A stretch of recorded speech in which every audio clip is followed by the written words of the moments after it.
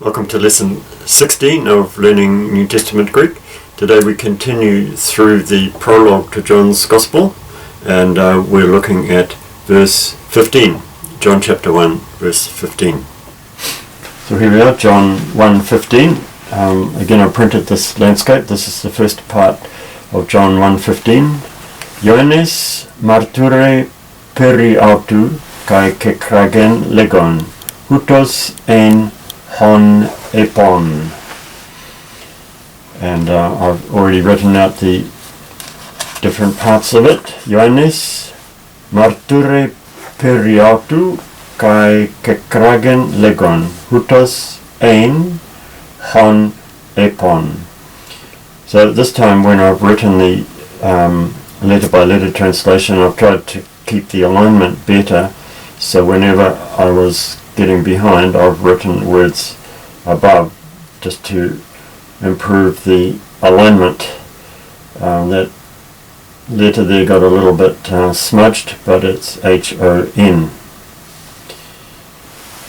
So there are one or two words, new words here. Ioannis, the first one is Ioannis or John. Marture we had in verse 8. What else is new here? Kekragen. So this means shout out, and the KE at the beginning tells us that it's in the tense known as perfect, or some call it the present perfect. So in this tense, the first letter of the root is K-R-A-G. The first letter of the root is repeated, and then a vowel, usually E or I, is put in there.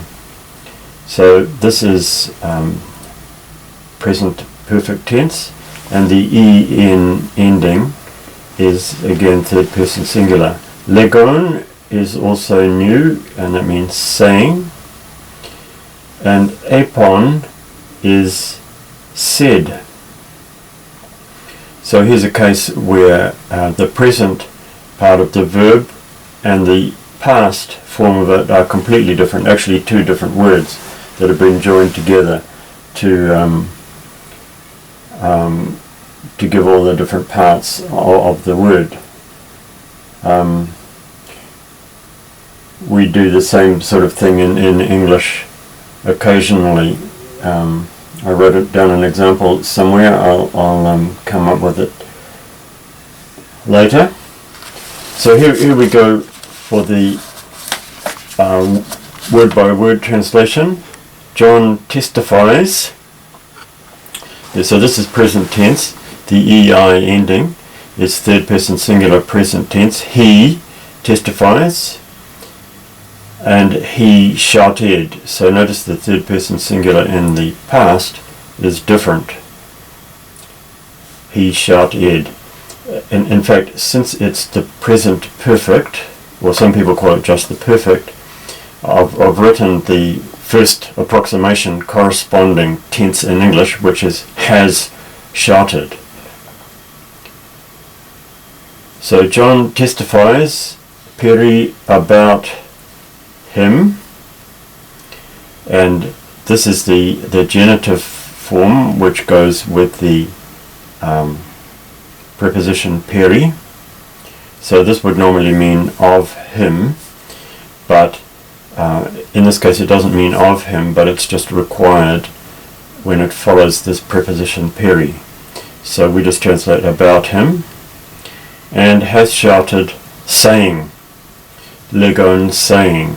So this is the common biblical idiom where saying introduces what is actually said. He spoke up, saying. He shouted, saying.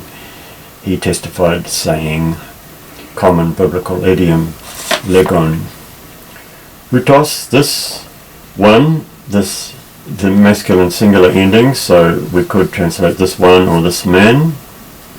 Ein, probably the most common word in the prologue to John's Gospel, the first 18 verses, was hon, whom, So again, this is the relative pronoun, as we saw in the chart by Mounts here, very similar to the definite article, but it's the relative pronoun. So here it is here, masculine accusative singular, masculine of the relative pronoun, hon. So in English, we would normally translate that by who or whom, according to strict English grammar, whom. And in English, of course, we'd have to supply of whom or about whom. Upon I said. So the on ending here indicates I said. And now our proper translation, or one way of doing it, there are different ways of doing it. John testified about him, loudly proclaiming. That's the way that I've expressed it here. There are other ways of saying it.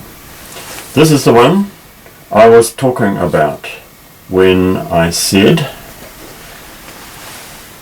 So now we go on to the second part of the verse. John 1:15b. Ha opso mu echomenos emprosthen mu gegonen. Hoti protos mu ein.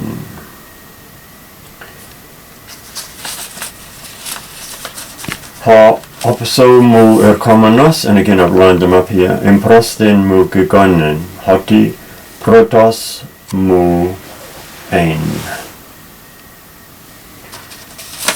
So we have some new words here. Opso, after.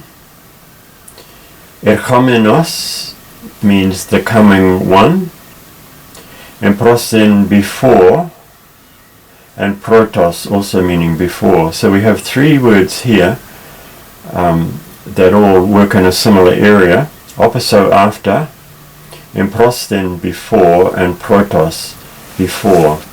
And each of them can refer to place in space, like before. The one who comes first is before the one who comes second. And they can also mean time, before in time, after in time, just like our English words do that. But they can also mean before and after in terms of prominence and like rank. So John here is playing on these words. He's saying that although Jesus came after me, he is before me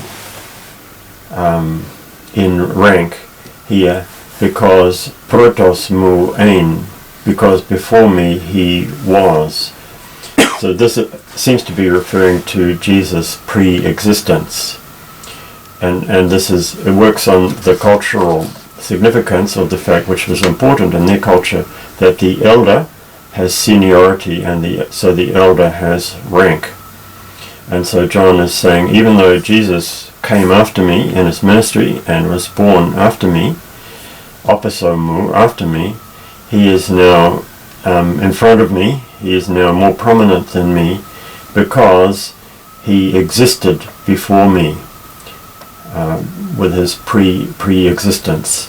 So this is the logic of this verse is based on the cultural assumption that the elder is the natural ruler, the person who is more senior is the natural ruler.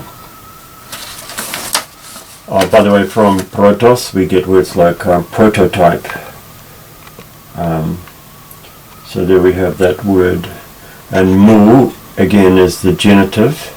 So normally to be translated of me, but again in this case it's required following protos. So before me, we just simply say before me. And in my translation here I say because he existed before me. The one coming after me has taken priority over me because he existed before me. And what else do we have here? Gegonen, as in chapter 1, verse 3. So here we have it then. Again, fold it up again and try to remember these parts of it and try to learn it as in the Greek. Oh, by the way, I should mention here, I made a mistake in the last lesson through too hastily reading Mounce's alphabet here. It is correct, but I was just hasty and I misread it. So when you want to look up a word in your dictionary at the back of your Greek New Testament, you can find its alphabetical order from this list here and then look it up. So that's very handy. So here we have it, the two parts of John chapter 1 verse 15. Ioannes marture periautu kai kekragen legon hutos ein hon epon ho opso mu erchomenos emprosten mu gegonen hoti protos mu ein. So this is John's testimony concerning him, Jesus, and he cried out, he proclaimed loudly to the people. Legon, in normal English we don't translate that, we just say he cried out, this is the one of whom I said, the one coming after me has priority over me. Or we could say now outranks me because he existed before me. So that's it, John chapter 1 verse 15.